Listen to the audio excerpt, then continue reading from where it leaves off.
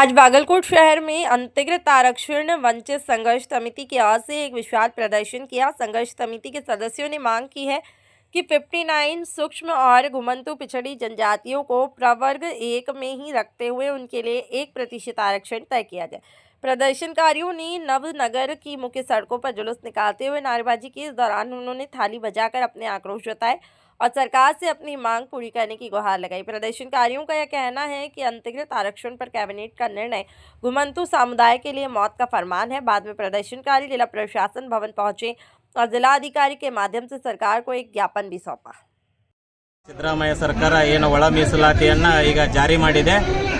ಸನ್ಮಾನ್ಯ ನಾಗಮೋಹನ್ ದಾಸ್ ಆಯೋಗದಲ್ಲಿ ಅಲೆಮಾರಿಗಳಿಗೆ 1% ನೀಡಬೇಕಂತೇಳಿ ಎ ವರ್ಗದಲ್ಲಿ ಇಟ್ಟಿದ್ರು।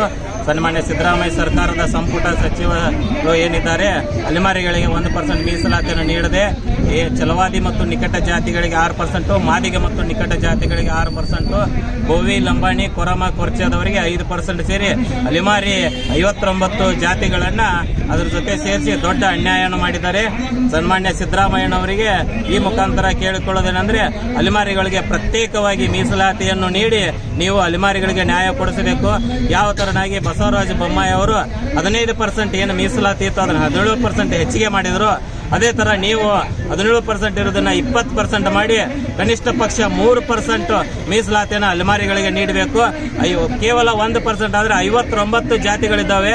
ಯಾವಾಗ ಅವರು ಜಾತಿಗಳಲ್ಲಿ ಅವರು ಆರ್ಥಿಕವಾಗಿ ಶೈಕ್ಷಣಿಕವಾಗಿ ಮುಂದೆ ಬರೋದು ಸಿದ್ದರಾಮಯ್ಯನವರೇ, ಈ ಮುಖಾಂತರ ತಮ್ಮಲ್ಲಿ ಕೇಳಿಕೊಳ್ಳೋದು ಏನಂದ್ರೆ ನೀವು ಅಲೆಮಾರಿಗಳ ಬೇಡಿಕೆಯನ್ನು ಈಡೇರಿಸಬೇಕು, ಇಲ್ಲ ಅಂತಂದ್ರೆ ಪ್ರತಿ ಜಿಲ್ಲಾ ಕೇಂದ್ರಗಳಲ್ಲಿ ಬೃಹತ್ ಹೋರಾಟವನ್ನು ಮಾಡುತ್ತೇವೆ।